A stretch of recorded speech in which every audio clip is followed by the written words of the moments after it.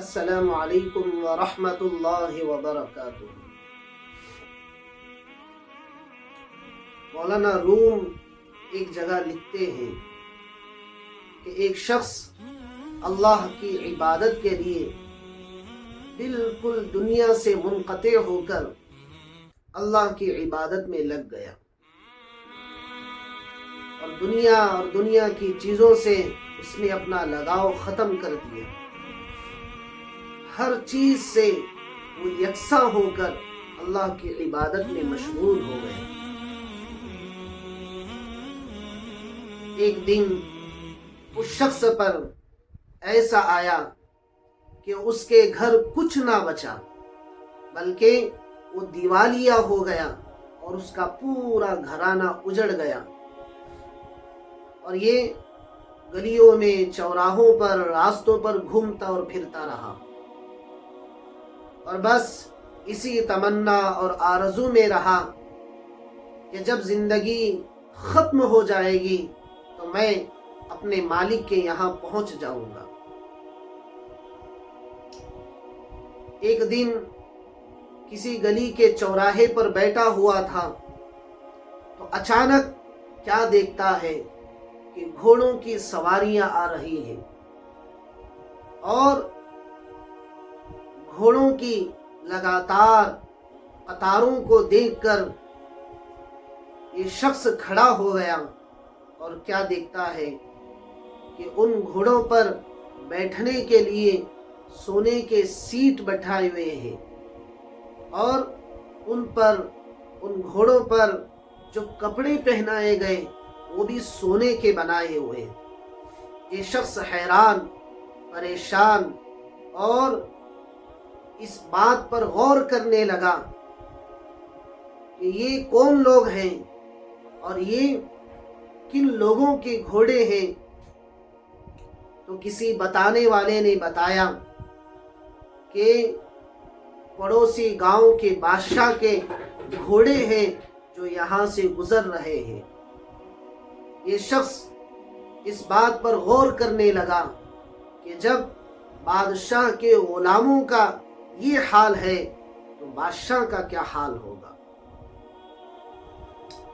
آگے مولانا روم رحمت اللہ علیہ لکھتے ہیں کہ اس شخص نے آسمان کی طرف منہ اٹھایا اور دائیں دیکھا، بائیں دیکھا، اوپر دیکھا، پیچھے دیکھا، اور بس اللہ سے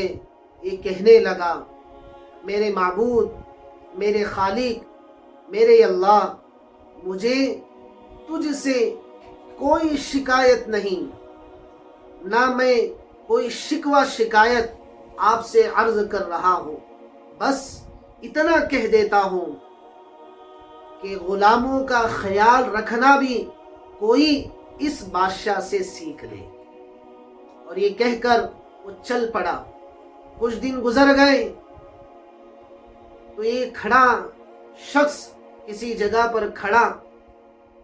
تو ایک بزرگ آئے اور انہوں نے اس کا ہاتھ پکڑ کر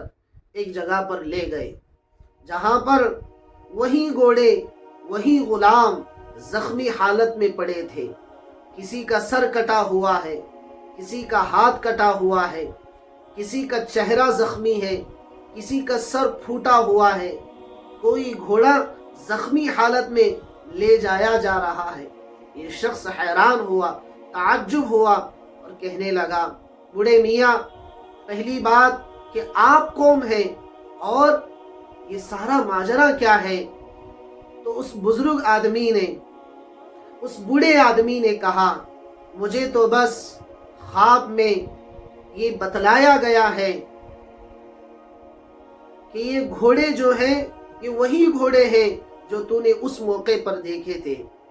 یہ اسی بادشاہ کے غلام ہیں جو ابھی جنگ سے واپس آ رہے ہیں، اور اپنے آقا کے لیے، اپنے بادشاہ کے لیے انہوں نے اتنی ساری قربانیاں پیش کر کے آ رہے ہیں۔ مجھے تو بس تمہیں اتنا کہنا ہے کہ بادشاہ کے لیے قربانیاں بھی اس طرح سے دی جاتی ہیں۔ آگے مولانا روم رحمت اللہ علیہ لکھتے ہیں کہ اگر ہمیں صحیح نہج کے ساتھ، صحیح طریقوں کے ساتھ اللہ کے لیے اور دین متین کے لیے اور محمد الرسول اللہ صلی اللہ علیہ وسلم کی لائی ہوئی شریعت کے لیے صحیح معنی میں اگر ہمیں قربانی دینا آ جائے تو اللہ تعالی ہمیں بھی دنیا اور آخرت دونوں میں عزت اور رفعت عطا کر سکتے ہیں، جیسا کہ ان غلاموں کے لیے بادشاہ نے سونے کے سیٹ بنوائے، سونے کی چادریں بنائی، سونے کی ٹوپیاں بنائی اور سونے کے کپڑے بنائے۔ اسی طریقے سے اگر ہم مالک ملک خالق کائنات کے لیے اسی طریقے کی قربانیاں پیش کریں گے تو دیر نہیں ہے کہ اللہ تعالی ہمیں بھی دنیا اور آخرت کی کامیابیاں اور یہاں کی سرخ روئیاں عطا کرے۔ اگر ابھی تک آپ نے ہمارا چینل سبسکرائب نہیں کیا ہے تو ضرور سبسکرائب کریں اور بیل آئیکن پر ضرور گھنٹی کا بٹن دبائیں، اور کمنٹ باکس میں آپ کو یہ واقعہ کیسا لگا اور اس سے آپ کو کیا سیکھنے کے لیے ملا اپنی رائے کا اظہار